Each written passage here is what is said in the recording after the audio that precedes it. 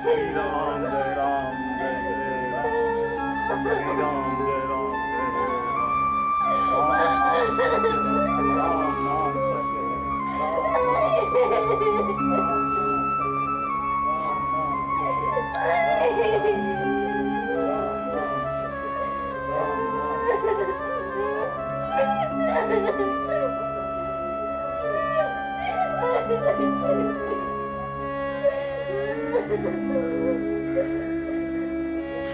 नाम सत्य है, राम नाम सत्य है, राम नाम सत्य है, राम नाम सत्य है, राम नाम सत्य है, राम नाम सत्य है, राम नाम सत्य है, राम नाम सत्य है, राम नाम सत्य है, राम नाम सत्य है, राम नाम सत्य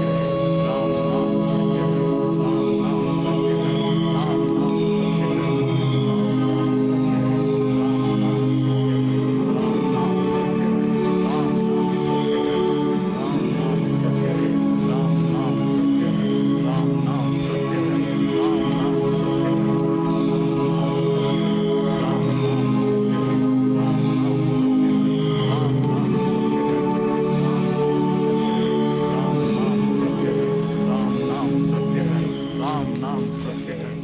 ह्या रस्त्यावरूनच आईची प्रेतयात्रा निघाली. असा हा लाल रस्ता, लाल मातीचे लोट उधळणारा. माझ्या आईच्या शवावरही यानं आपल्या धुळीचा लाल गुलाल उधळला. राम नाम सत्य है, राम नाम सत्य है, राम नाम.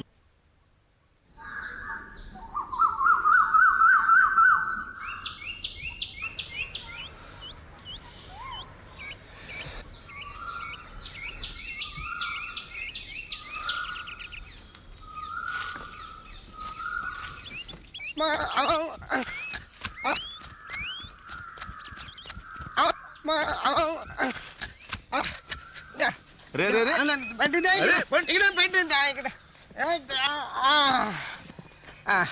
अरे कोण तू? मी गौऱ्या, खालच्या आवाठातला भणग्यांच्या. तुला मंजुळाने पाठवलं? मंजन चला. का? आता तामाका गाव ठाव चला.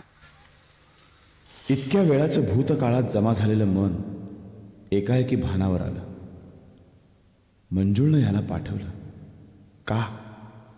त्या तटस्थ पोरीच्या मनात तरी आहे काय? याला तिने तडकाफडकी पाठवून दिलं का? मुंबईत मोठ्या मोठ्या गिरण्या असताना, मुंबई समुद्रात असताना ती बुडत नाही कशी? त्या समुद्राला मोठी भिंत बांधून कुलूप घातला. तुमच्या मुंबईत माणसाला राहायला जागा कशी मिळत नाही? इकडे बघा, मोप जागा आहे. माझा काका असतो मुंबईत. तुम्हाला भेटतो काय? कुठे राहतात तुमचे काका? मुंबईत. नाही मुंबईत कुठे? आता ता कामाला ठाव नाही, पण मुंबईत असता एवढं माहिती. बर बर. तुम्ही कोणच्या घरातले? तात्या बामणाच्या. बाबा रे राजा, लय कडक काम. मला लय भीती वाटते त्यांची. काय माना म्हाताराला गावात. हे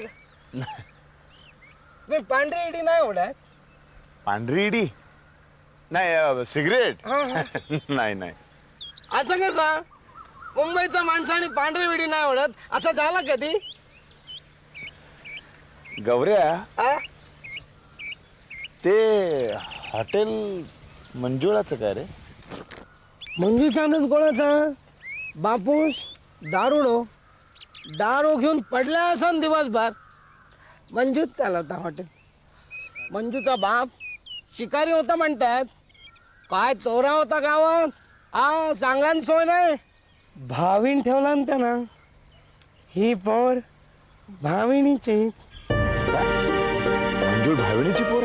तुकारामाचा लगीनच जावत नाही, पण म्हणजे पोर बरा. माझ्याकडनं लाकडं फोडून घेता, पण चहा पण देता. कधी कधी जेवू पण घालता. मला ती लय आवडता. माझ्या बापान परवानगी दिला तर लगीन करून त्याच्या वांगडा. लग्न?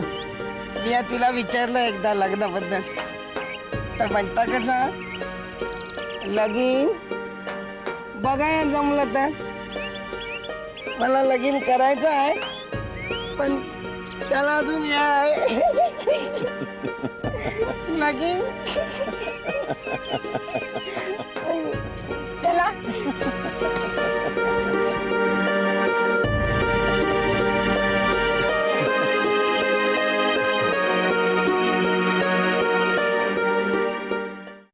मंजुळ,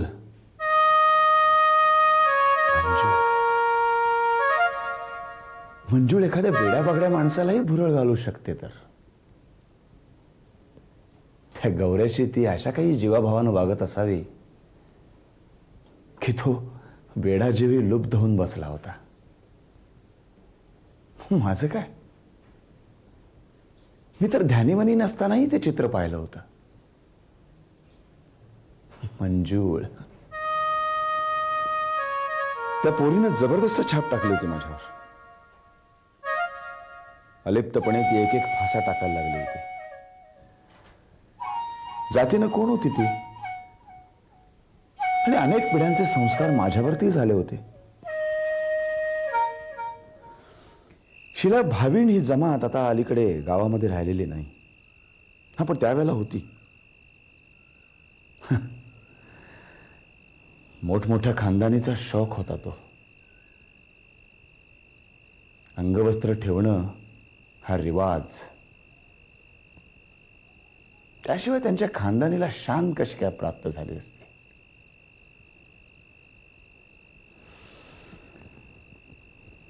देवाशी लग्न झालेली स्त्रीचं इंद्रिय असलेली ही वस्तू मोठमोठ्या घरातल्या रंगेल पुरुषांकडे आपोआप जाई. देवाचा प्रसादच जणू काही. अशा अनेक स्त्रिया मुक्या पाकोळ्यांगत उपभोगाच्या बनव्यामध्ये चिडीचूप चढून गेल्या. अशाच एका अनाम जळत्या पाकोळीचा रंग लेवून मंजूळ जन्माला आली. एका अडाणी गावातल्या लाल धुळीनं भरलेल्या रस्त्यावरच्या खोपटामध्ये तिचं जिणं जगत होती. ज्या हातांनी अत्तराचे दिवे लावायचे तेच हात चुलीमध्ये जळकी लाकडं सारत होते, आणि त्या धुळानं ती घुसमटून जात होती. मग एखादा ट्रक ड्रायव्हर जनावरासारखा वासनांच्या जळवा डोक्यात वळवळत ठेवून तिच्याकडे यायचा, आणि एखादा गौऱ्या खुळेपणाने पाशवी नजर ठेवून असायचा. याला जबाबदार कोण असेल? माझी आई तशी बामीण असून सुद्धा विहिरीमध्ये का मारते? नियतीच त्याला जबाबदार असेल की आणखी कोण असेल? की आमच्या जगण्याच्या पद्धती, आमचा धर्म, समाज का संस्कार?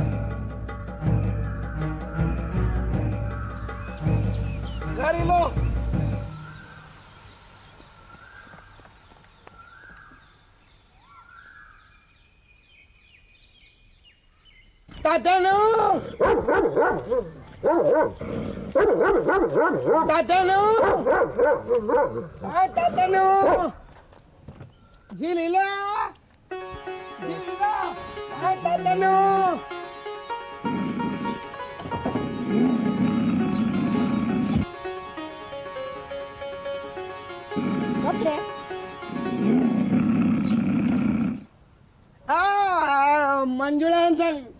मंजुळानं सांगितलंय पैसे घेऊ नको.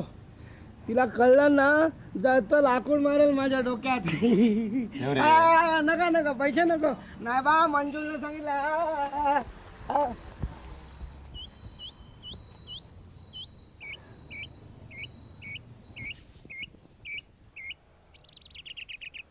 ये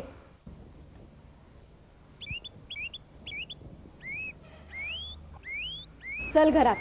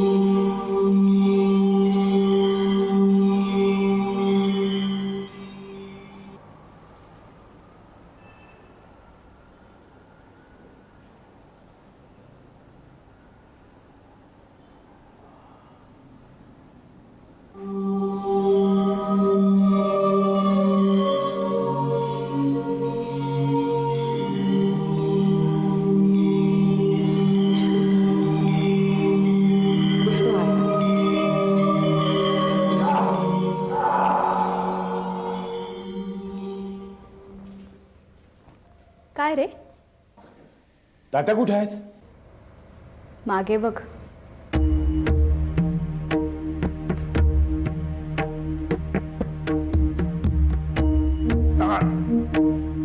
आंघोळ करा. प्रवासाच्या कपड्यांनी नमस्कार करताय. सुधारणा.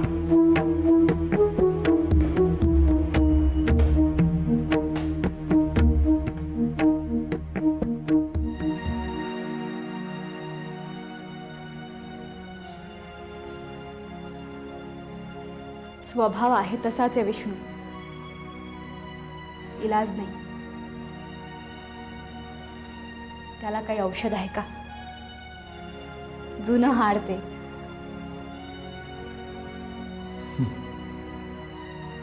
समजूत घालतेस माझी? मी भांडू नाही म्हणून? मोठा झालास बाबा तू आता. केवढा वाढलास अंगानी.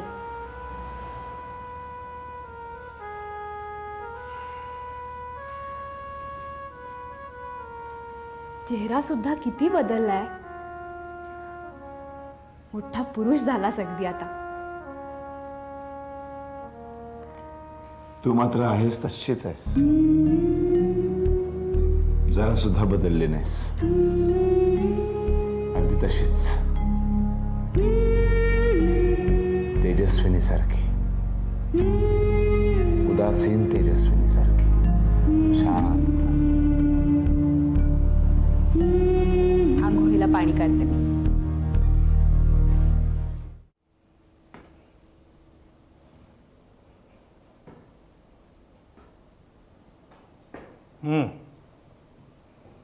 आंघोळ करून हे धोतर नेस आणि बागेतल्या नागनाथाच्या मठीत जाऊन एक गणपती अथर्व शीर्षाचं आवर्तन कर.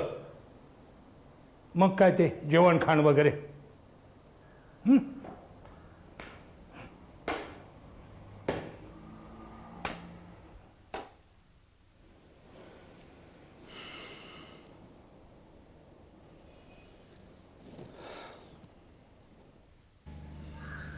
ऐकलंस ना?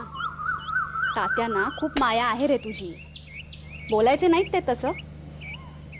पण अरे तासन तास रस्त्याकडे पाहत राहायचे तुझ्या पत्राची वाट बघत. आणि पत्र घेऊन येणाऱ्या पोस्टमनला सुद्धा जेवायचा आग्रह. आणि तुझं पत्र आलं ना की मग अगदी डोळ्याजवळ नेऊन 2-4 दिवस वाचत राहणार. तुझी सगळी पत्र देवघरातल्या देव्हाऱ्यात पेटीत. फक्त माया लावायची त्यांची रीत निराळी रे. ते सगळं ठीक आहे अक्का, पण मला ना सपाटून भूक लागली ग. आता बघ ना, आधी आंघोळ, मग ती आवर्तन आणि मग कधीतरी जेवण. चहा तरी दे ना. चहा? अरे तात्या काय म्हणतील? अलीकडे फार करारी झालेत ते. विचारायची सुद्धा भीती वाटते. थांब हो पण विष्णू, मी गुपचूप चहा करून आणते. म्हणजे लहानपणी गुपचूप भजी तळून द्यायचीस तशी? तू चल न्हाणी घरात, मी आले चहा करून. हे नाणी घरात नको अक्का, मी विहिरीवरच. विहिरीवर?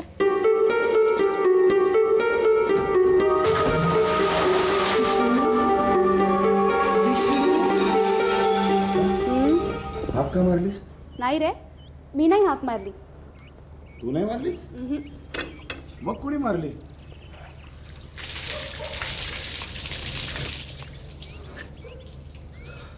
विष्णू, ती हाक मी या विहिरीतून अनेक वेळा ऐकली. आईला मारलं, या घराने मारलं.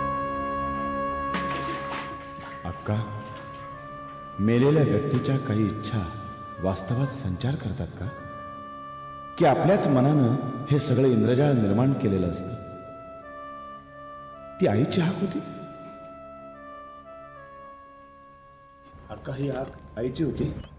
हो. आपली आई कशी गेली मला अजूनही कळलेलं नाही. मलाही माहिती नाही. अक्का, मी तर लहान राहिलेलो नाहीये. मला सांगणार नाहीयेस का? आता ह्या वयामध्ये मला कळायला काय हरकत आहे? सांगणार नाही असं नाही रे, पण खरंच मला तरी ते कुठे ठाऊक आहे. अक्का तू लपवतेस माझ्यापासून का? तुझ्या डोळ्यामध्ये पेटलेला अंगार सांगतोय की आई काहीतरी भयंकर कारणाने गेली. कुठलं असं भयंकर कारण सांग ना. नाही विष्णू, नाही. मलाही ते माहित नाही.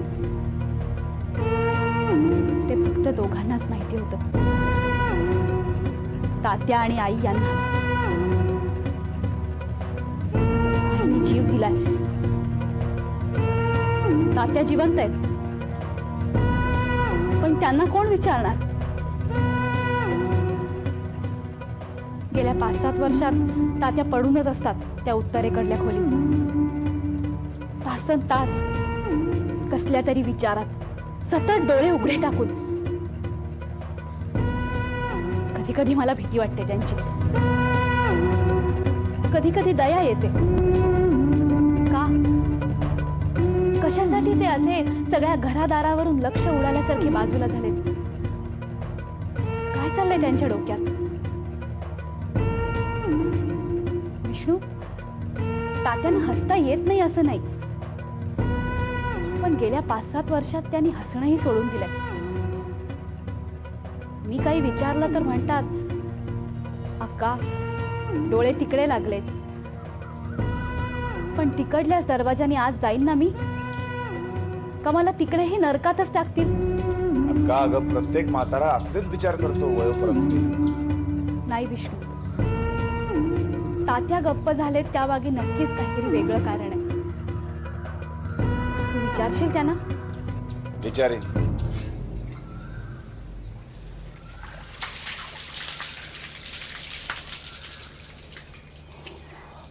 चल, तू पूजा आटोपून घे. मी पलीकडल्या विहिरीवरून पूजेसाठी पाणी आणते. म्हणजे या विहिरीचं पाणी पूजेला वर्ज्य. तात्यांनी नवी विहीर खणून घेतली.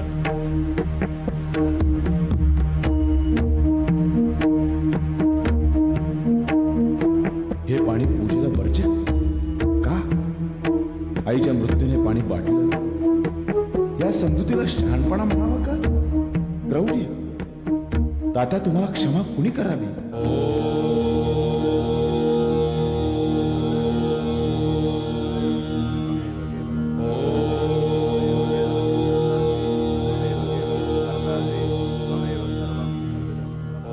या मधल्या डेरेदार वारुळात दशफळांचा 1000 वर्षांचा म्हातारा नागनाथ वेटोळं घालून बसलाय म्हणतात. त्याचा पहारा आहे आमच्या या ठिकाणावर, या गावावर, माणसांच्या पापपुण्यावर. आमच्या घराण्यातले कित्येक पुरुष या मठीत बसले असतील. नागनाथ आत असला तर ही मंत्रवाणी त्याच्या कानी पडलेली असेल, साठलेली असेल. मीही एक या घराण्यातला आजचा पुरुष बामण, ह्या यंत्रयुगातला. पण इथं बसल्यावर या नागनाथाच्या वारुळांपैकी होऊन गेलो. हजारो वर्षांच्या संस्कारांची भुसभुशीत माती माझ्यावरही वाळवीसारखी पसरून माझे सगळे प्रश्न गिळून टाकत होते. आई का मेली हा मनाचा टाहो कुणीतरी या मठीत दरीत गाडून टाकल्यासारखा लुप्त झाला. वक्रतुंडाय धीमहि तन्नो दन्ति प्रचोदयात्.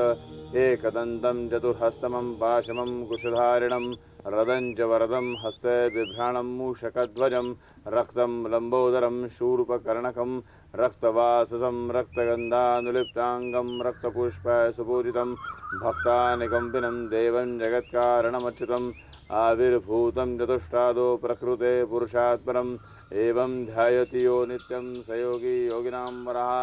नमो व्रातपतये नमो गणपतये नमः प्रमथपतये नमस्ते अस्तु लंबोदराय एकदन्ताय विघ्ननाशिने शिवसूताय श्रीवरदमूर्तये नमो नमः.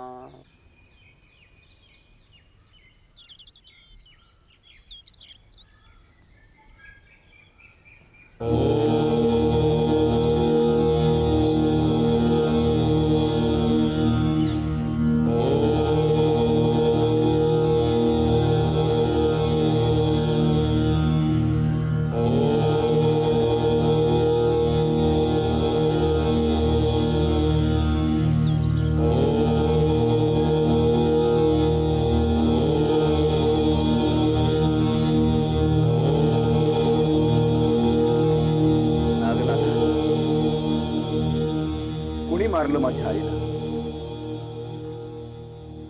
तू पहारेकरी आहेस ना?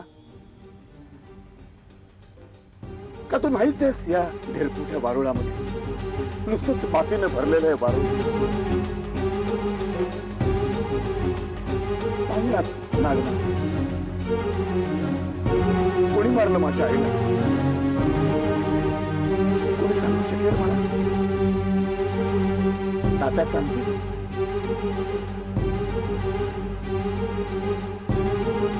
कठीण आहे, पण मी विचारीन, वाटेल ती किंमत देऊ.